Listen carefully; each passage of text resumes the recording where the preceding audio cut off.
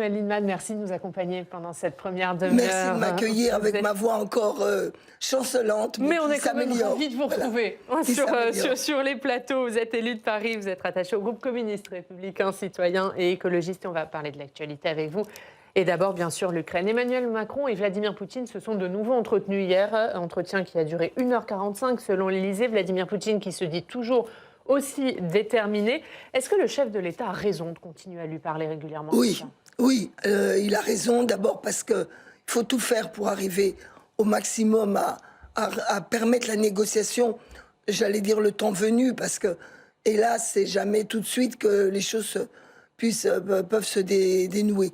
En revanche aussi, j'ai cru comprendre que son intervention n'était pas neutre dans le choix de la Russie, ou en tout cas dans l'affichage de la Russie, d'ouvrir des couloirs humanitaires.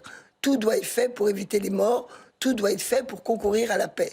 Pour vous, c'est utile ce que fait le chef de l'État. Il œuvre à la paix, voilà, en tout cas une tentative de paix. Il fait, je pense, tout ce qu'il peut de ce côté-là. Et je ne pense pas que si on a des critiques à faire sur la stratégie globale de la France par rapport aux choix antérieurs, ce soit justifié pour l'heure quant à l'attitude du président Macron vis-à-vis de Poutine. En revanche, mais ça, on le saura plus dans le temps, il faut bien se rendre compte que ce qui se joue ne se joue pas que Ukraine-Russie. Il y a un nouveau monde qui est en train de s'installer avec toute une série de pays comme la Chine, la Russie et d'autres qui pensent que les systèmes démocratiques sont fragiles et donc qui essaient de concrétiser sur le terrain géopolitique une domination ou des tentatives de domination. Ça suppose donc de repenser complètement notre stratégie internationale. Pour ma part, je reste convaincue qu'il ne faut pas se camper dans le thème de l'Occident. Il y a besoin d'un monde multipolaire. Dans ce monde multipolaire, l'Europe doit s'affirmer. Faut-il encore qu'on soit d'accord sur une Europe indépendante, non alignée? Et en tout cas, la France doit l'être. Donc ça veut dire qu'il n'y a pas un Occident, il y a plusieurs Occidents. Et même au sein de l'Union européenne, la France doit continuer à s'affirmer. Il ne faut pas penser Union européenne. Si, il faut penser Union européenne à condition que ce ne soit pas le vassal des États-Unis. Voilà. Et que sur le terrain économique... Il faut les deux, comme dit Emmanuel Macron, l'indépendance de la France et la souveraineté européenne, c'est ça pour vous? Exactement, mais la souveraineté européenne ne doit pas affaiblir un des partenaires. Parce qu'aujourd'hui, par exemple, on voit bien que les déséquilibres internes à l'Europe défavorisent les pays du Sud. Il y a bien sûr le bloc de l'Est en Europe, mais nos liens avec la Méditerranée sont importants. Je dis cela au moment d'un conflit majeur qui est celui de l'Ukraine qui doit nous mobiliser. Mais on ne résoudra pas ce seul conflit sans une pensée nouvelle du monde dans lequel nous allons intervenir. Jean-Yves Le Drian, hier soir, dit croire à une victoire finale de l'Ukraine. Il dit que finalement la Russie, avec les sanctions, les fortes sanctions qui pèsent sur elle et cet isolement diplomatique, finira par céder parce que la pression sera trop forte, notamment sur son peuple. Est-ce que vous croyez à cette théorie? Je pense que dans la période récente, et quand même depuis maintenant très longtemps, aucune invasion d'un peuple contre ce peuple, fût-ce par une puissance énorme, n'arrive à gagner. Et c'est d'une certaine façon assez rassurant. Que ce soit par les guérillas ou par un autre, la souveraineté des peuples finit par triompher. Le drame, c'est que parfois c'est avec des bains de sang, avec des coûts humains considérables. Donc il faut tout faire pour que le peuple ukrainien puisse assumer sa résistance et éviter la victoire militaire. Mais surtout, il faut tout faire pour que la fragilisation de la Russie soit de l'extérieur et de l'intérieur. C'est très difficile dans les pays totalitaires, mais ça peut quand même fonctionner. Et on va continuer à parler de l'Ukraine, puisque cette guerre bouleverse évidemment la campagne présidentielle. Les candidats se positionnent, et notamment à gauche, l'Union nationale n'est pas toujours au rendez-vous. On va voir ça avec notre journaliste parlementaire, Alex Poussa.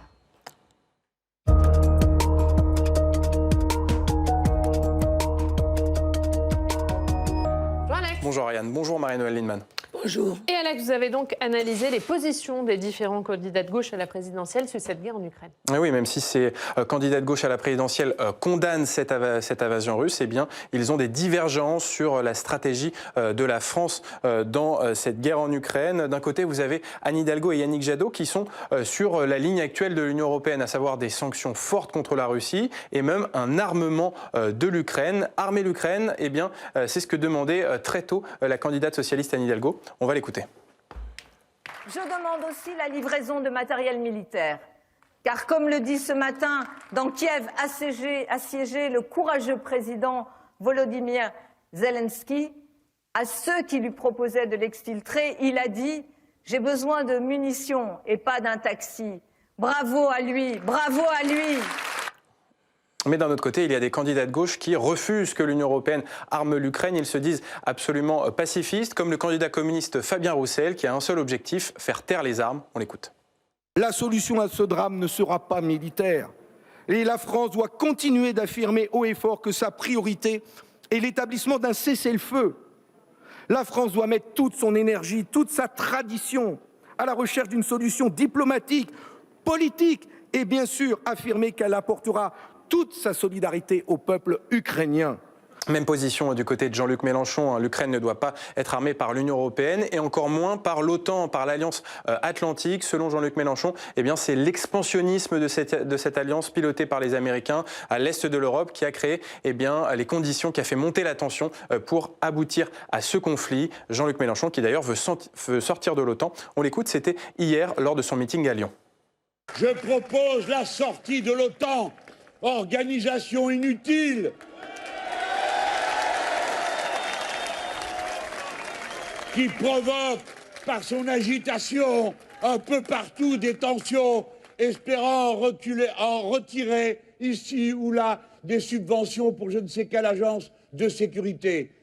L'OTAN, dont le président Macron avait dit qu'elle était en état de mort cérébrale, eh bien alors, si elle est en état de mort cérébrale, il faut s'en passer. Et puis je le disais, Yannick Jadot est favorable à la stratégie actuelle de l'Union européenne, à savoir armer l'Ukraine. En revanche, il est très critique sur la stratégie diplomatique d'Emmanuel Macron qui multiplie eh bien, les initiatives de dialogue seul à seul avec Vladimir Poutine. Écoutez Yannick Jadot, il était vendredi dernier sur notre plateau. Vous avez vu dans les dernières semaines cette diplomatie qui vise à voir seul Vladimir Poutine, à le tutoyer, alors que Vladimir Poutine est quand même un dictateur qui a rasé. Pour vous ? Bien sûr, on n'est pas amis avec Vladimir Poutine. Voilà des mots très durs envers Emmanuel Macron, à remettre bien sûr dans ce contexte de la campagne présidentielle. Marie-Noëlle Lienemann, est-ce que l'Union européenne a eu raison de prendre cette décision historique d'armer un autre pays, à savoir l'Ukraine ? Moi, personnellement, je pense qu'il faut les accompagner dans leur résistance. Mais il faut faire très attention dans l'armement pour ne pas basculer dans mettre de l'huile dans le conflit. Je pense par exemple au débat sur les avions. Moi, je crois très dangereux l'idée de donner des avions à l'Ukraine. Parce que là, on rentre dans le camp des belligérants. Alors c'est un équilibre quand on les aide à avoir des armes de poing pour que les gens ne se laissent pas. Bon, pourquoi pas ? Donc livrer des armes, oui. Livrer des armes qui correspondent à des vraies stratégies défensives, d'accompagnement de la résistance, pas au-delà. Pas au-delà, il faut être très prudent sur le déséquilibre. Qui a intérêt à l'élargissement du conflit ? Personne. Peut-être la folie de Poutine éventuelle. Encore que moi, je me méfie des thèmes « vous êtes fous », machin. Bon. Mais peut-être, mais en tout cas, pas nous, pas l'Europe, pas les Ukrainiens n'ont intérêt à la généralisation ou à l'extension du conflit. Donc, il faut tout faire pour l'éviter. En même temps, on ne peut pas laisser non plus totalement sans aider un minimum la défense résistante. Je crois personnellement que l'enjeu majeur, ça reste, comme le disait Fabien Roussel, la France, acteur de la négociation, de la discussion, et pas mettre de l'huile sur le feu dans une situation où, je vous l'ai dit, l'extension et la montée en puissance du conflit ne peut être défavorable qu'à tout le monde. Il y a une autre divergence parmi les candidats de gauche sur la présence de la France dans l'Alliance Atlantique, dans l'OTAN, pilotée par les États-Unis. Est-ce que vous aussi, vous êtes favorable à une sortie de la France de l'OTAN ? J'ai toujours été au moins favorable du sortie du commandement intégré.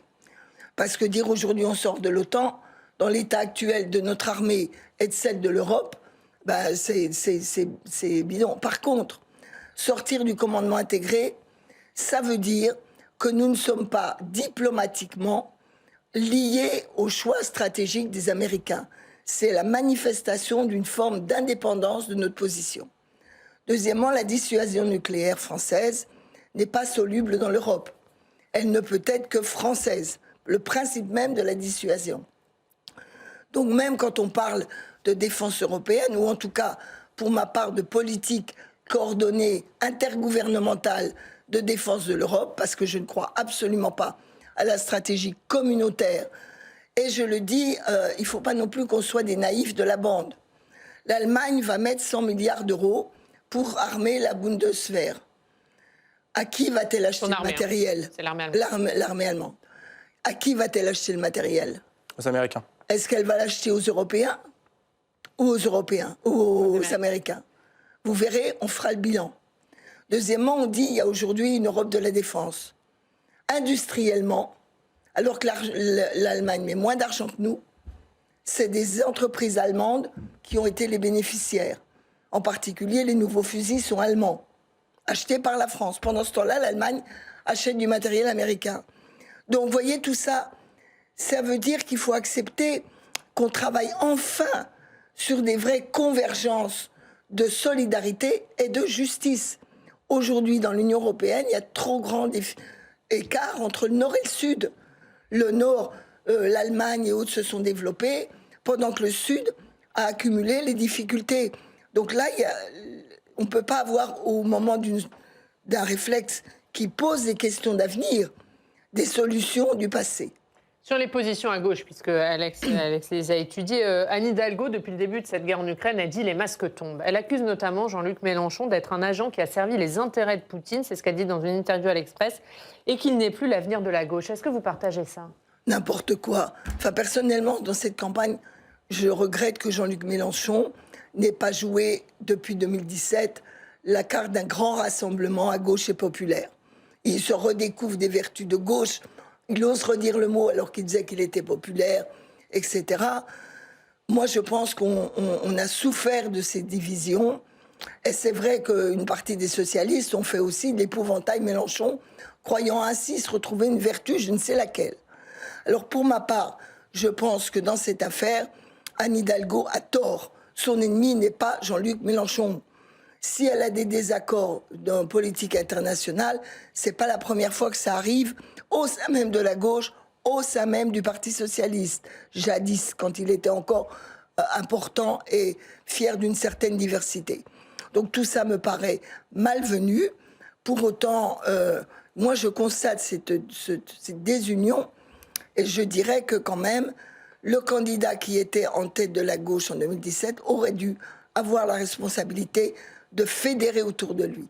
Et si aujourd'hui je suis plus proche de Fabien Roussel, c'est que je considère qu'il est beaucoup plus attaché à recréer une nouvelle gauche qui soit populaire, républicaine, sociale, j'allais dire dans la tradition de la gauche, pas seulement dans la tradition. Bien sûr, il y a l'histoire communiste, mais il parle à beaucoup de gens, notamment des socialistes, qui étaient pour une union de transformation sociale. Mais ce n'est pas un combat du passé, parce que les thèmes qui sont aujourd'hui, celui de la justice sociale, de la cohésion sociale, regardez la France, on parle du militaire. Mais qu'est-ce qui va permettre à notre pays d'être fort dans l'avenir? Ce n'est pas seulement son armée, c'est son économie, son peuple. Or, il y a tellement d'atteintes à la cohésion sociale du pays que ça nous fragilise de l'intérieur, pas en termes idéologiques, mais en termes de capacité à être fiers de notre nation, de se projeter en avant, de s'ouvrir tout en étant souverain, en tout cas indépendant. Et ces combats-là, je considère que ce sont les grands combats à mener dans les années qui viennent. Et il aurait fallu rassembler. Tel n'est pas le cas. Je choisis donc plutôt le candidat plus proche de ce que je crois être les besoins de la France. Donc clairement, vous ferez campagne pour Fabien Roussel, vous soutenez Fabien Roussel. Oui. Mon parti va décider ce soir, mais je plaiderai cette cause auprès de mes camarades, parce que j'ai aussi besoin d'une gauche populaire. On ne peut pas laisser une partie des catégories populaires qui sont soit dans l'abstention, soit qui ont choisi Marine Le Pen, durablement hors jeu. Et moi, j'appelle nos concitoyens, regardez ce qui se passe en Ukraine. Il y a des attaques contre la démocratie. Et c'est du coup l'attaque contre la dépendance des pays. Allez voter. Faites la preuve que la démocratie, vous en saisissez comme une arme pacifique pour faire triompher plus de justice, plus de paix.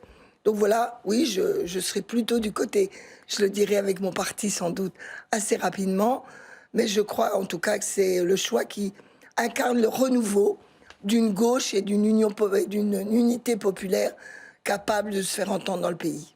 Et le message est très clair. Merci Alex, à tout à l'heure. Évidemment, dans le Club des Territoires, on va aller voir l'actualité dans nos régions. Marie-Noëlle Lienemann, on va continuer à parler de cette guerre en Ukraine qui fait toujours la une de la presse régionale. On va aller à Nantes retrouver Arnaud Vadzige, directeur départemental de Ouest France en Loire-Atlantique. Bonjour Arnaud, merci beaucoup d'être avec nous. Et l'Ukraine, évidemment, toujours à la une de Ouest France ce matin. Et vous consacrez la DER de votre journal, comme on dit, à l'une des révélations politiques de ce conflit. C'est le président ukrainien Volodymyr Zelensky.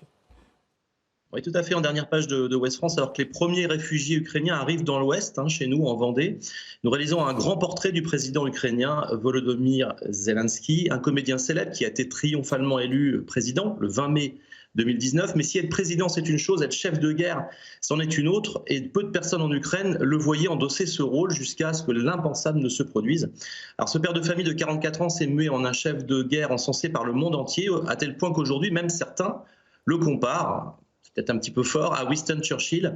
Mais en tout cas, ce qui est sûr, c'est qu'il incarne la résistance acharnée du peuple ukrainien.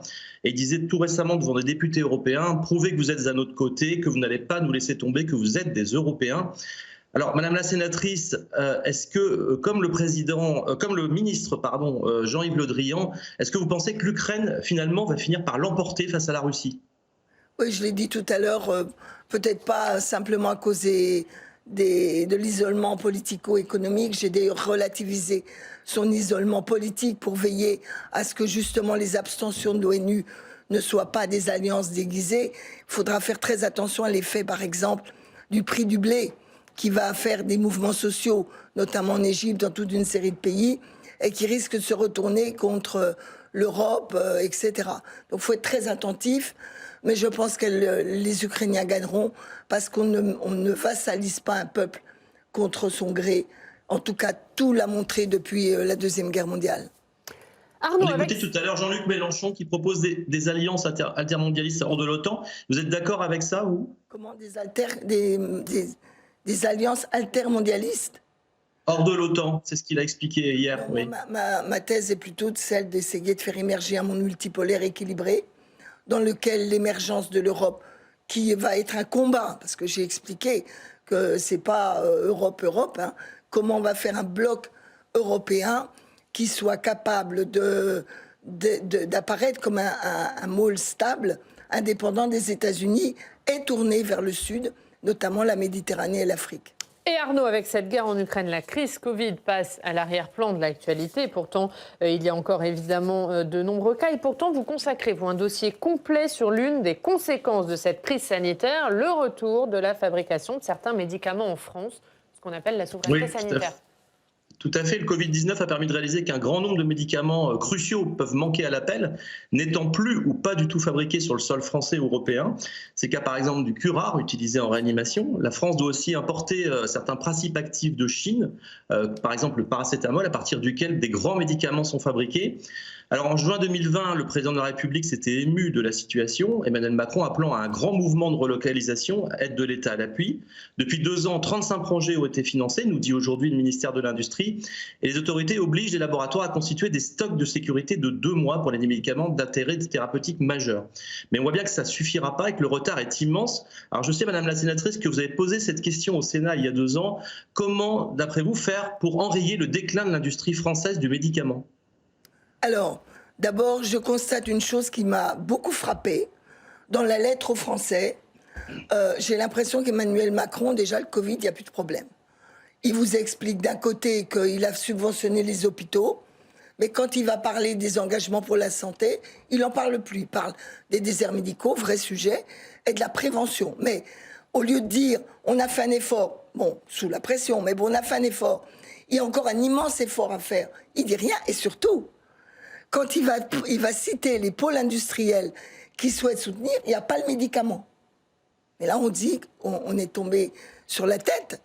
La réalité, c'est que pour fonctionner, il faut des filières structurées, une forme de planification, pas le Gosplan à la russe, la planification, j'allais dire, à la tradition gaulienne, ou, si on veut regarder un peu ce qui se passe au Japon, un peu en mélange public-privé qui va travailler. Mais il faut, de mon point de vue, un grand pôle public du médicament, parce qu'il faut un lieu d'observation, un des médicaments émergents.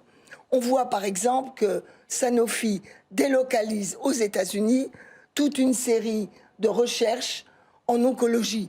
Or, on sait que c'est des besoins dont on va voir qui vont être forts. Ils ont touché le crédit impôt recherche et hop, ils partent aux États-Unis. Donc là, il y a un travail de veille, il y a un travail de structuration, et il y a un travail avec les hôpitaux. Vous savez qu'aux États-Unis, les hôpitaux, et pourtant c'est les États-Unis, les hôpitaux se sont mis d'accord pour créer des coopératives de production d'un certain nombre de médicaments qu'ils jugeaient nécessaires ou tellement coûteux, parce qu'il y avait du profit indu, pour le produire eux-mêmes, regroupés en territoires proches, leur garantissant la souveraineté. Donc pour ma part, comme d'ailleurs cet exemple du médicament, il faut articuler recherche, innovation, veille, défense de nos intérêts, ce qu'on appelle l'intelligence économique, et une planification de filière avec les partenaires publics, privés, les opérateurs en aval et les chercheurs en amont. Merci Arnaud. Merci beaucoup d'avoir été avec nous. La une de Ouest France, c'est Volodymyr Zelensky, l'homme qui incarne la résistance ukrainienne. C'est à la une de votre journal. Merci beaucoup Arnaud Vadic. Une autre actualité du côté de la Corse, Marie-Noëlle Lienemann, on voudrait vous faire réagir là-dessus. Manifestation hier, plusieurs milliers de personnes qui ont défilé à Corté suite à l'agression d'Ivan Colonne en prison. Son agresseur a été mis en examen pour tentative d'assassinat en relation avec une entreprise terroriste. Est-ce qu'il y a une responsabilité de l'État, pour vous, dans ce qui s'est passé dans la prison d'Arnes, comme le dit Gilles Simeone? Quand même, il doit bien y en avoir une, parce que pour permettre qu'un détenu attaque un autre détenu pendant 8 minutes, c'est pas d'un seul coup, il lui saute dessus et bon. Non, 8 minutes. Là, il y a quand même une défaillance quelque part. On peut, évidemment, n'avoir aucune sympathie pour Ivan Colonna et considérer que c'est l'assassin qui mérite la sanction de la justice. Rien ne justifie qu'on ne défende pas sa vie, qu'on ne veille pas à sa vie en prison. Donc là, ça me paraît quand même anormal. J'observe qu'un grand silence du côté de l'exécutif. La moindre des choses qu'on devrait, c'est quand même dire qu'on va faire toute la vérité. Qu'est-ce qui s'est passé? Comment ça a pu se passer? Il y a une enquête qui est ouverte. Et qu'on assume les responsabilités, mais que le ministre le dise au peuple français et le dise aux Corses. Parce qu'on doit cela à nos concitoyens. Comment vous l'expliquez, ce silence du gouvernement? Écoutez, je ne l'explique pas. C'est jamais bon signe.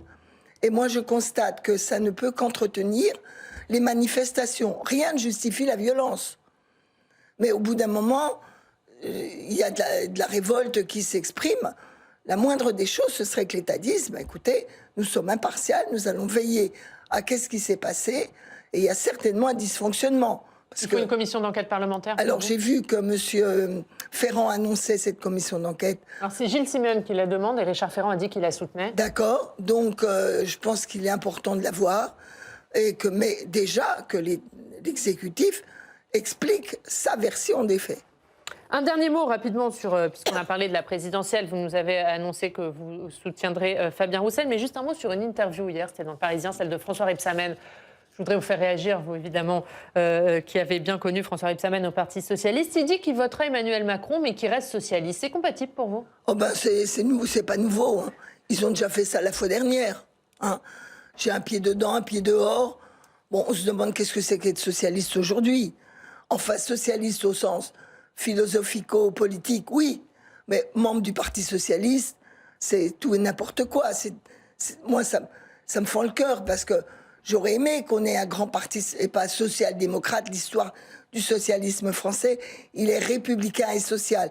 C'est en cela que la campagne que fait Fabien Roussel n'est pas que communiste, même si c'est important que cet héritage et cette culture soit défendu, mais il l'élargit à toute cette gauche républicaine qui n'a hélas plus de partis suffisamment visibles. Le Parti socialiste, il représente plus cette gauche républicaine pour vous Non, aujourd'hui? Non, parce que il est dans le flottement permanent. Il mélange tous les concepts, social-démocratie. La social-démocratie, c'est un modèle très particulier. Qu'on soit réformiste, c'est une chose, mais ils sont même plus réformistes au sens radical du terme, de vraiment changer la société. Ils sont dans l'accompagnement. Mais surtout, ce que je voudrais dire, c'est que François Rebsamen, il fait semblant d'être dedans-dehors, avec des propositions institutionnelles qui ne s'attaquent pas à la question centrale, qui est celle de cette 5e République monarchique. Qu'on le veuille ou propose de non. réformer le Sénat, notamment. Et alors, bah oui, ça, quand surtout, il va pas s'occuper de l'Assemblée Godillot. Hein. Ça, c'est pas son problème. En tout cas, non, tout ça est un épiphénomène. Je le regrette parce que je trouve que toute une série de gens, finalement, finissent dans l'amertume, finissent dans l'opportunisme. Et franchement, leur histoire méritait mieux. Merci Marie-Noëlle Lienemann. Merci beaucoup d'avoir été notre invitée ce matin. On est ravis de vous avoir retrouvé sur les plateaux et votre voix a tenu. Mais on vous a très bien entendu. Merci beaucoup. Merci.